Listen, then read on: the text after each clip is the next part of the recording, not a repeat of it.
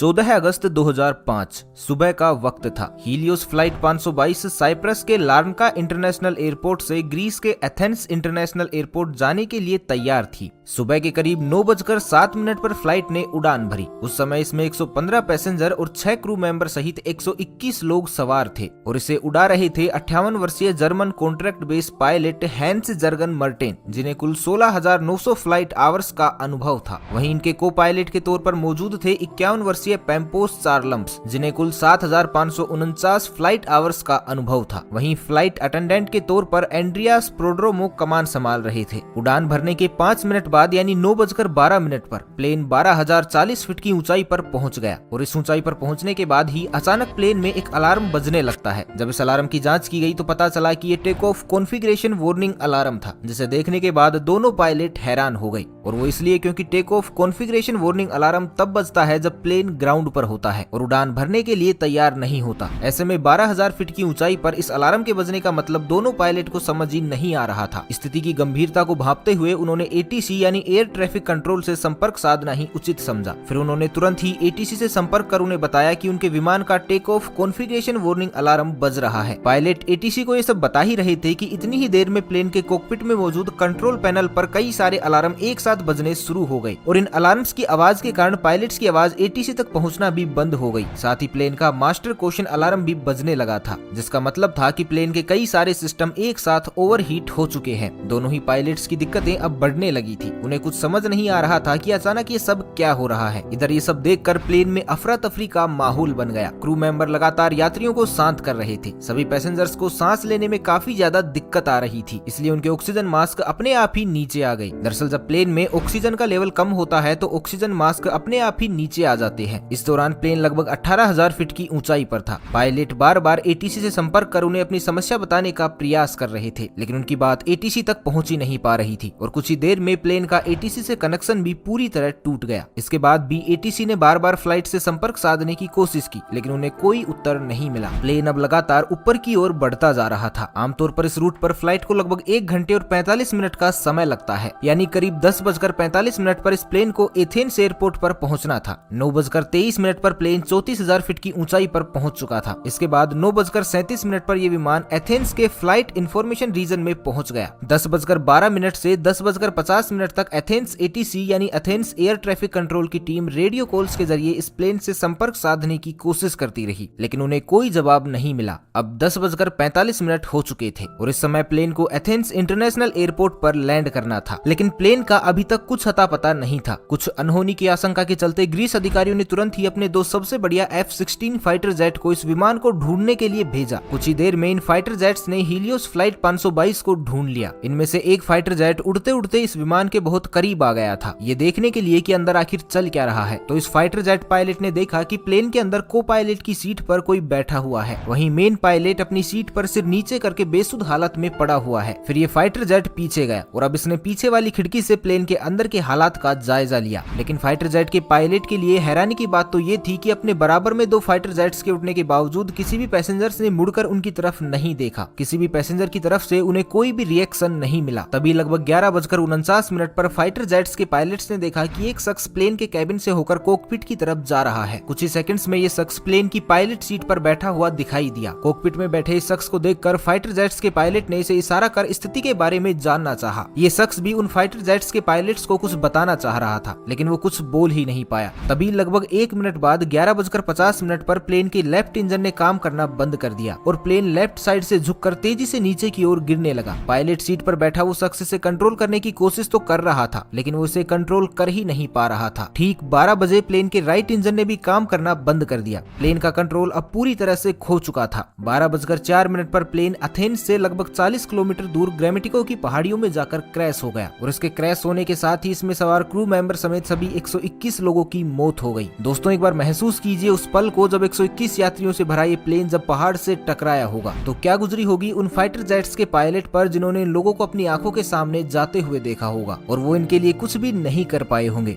इसके बाद ग्रीस में फ्लाइट 522 के क्रैश होने की खबर सभी जगह आग की तरह फैल गई। तुरंत रेस्क्यू ऑपरेशन चलाया गया। सभी 121 लोगों की डेड बॉडी को एक एक करके ढूंढकर बाहर निकाला जाने लगा। लेकिन जब हादसे में मिली कुछ लोगों की डेड बॉडी की ऑटोप्सी की गई तो एक चौंका देने वाली बात सामने निकल कर आई। दरअसल जहाज में मौजूद ज्यादातर सभी लोग और पायलट्स प्लेन के क्रैश होने से पहले ही मर चुके थे। तो अब यहाँ सबसे बड़ा सवाल ये था कि जब पायलट प्लेन के क्रैश होने से पहले ही मर चुके थे तो लगभग 2 घंटे तक प्लेन का कंट्रोल किसके पास था। तो दोस्तों, हमने वीडियो की शुरुआत में एक व्यक्ति का जिक्र किया था, फ्लाइट अटेंडेंट एंड्रियास प्रोड्रोमो। जी हाँ, वो एंड्रियास प्रोड्रोमो ही थे जिन्होंने अभी तक इस जहाज को संभाले रखा था, क्योंकि अंत में उनकी ही आवाज एटीसी को सुनाई दी थी। एंड्रियास ने करीब 5 बार मेडे मेडे कहकर मदद की गुहार लगाई थी। Mayday. Flight 5.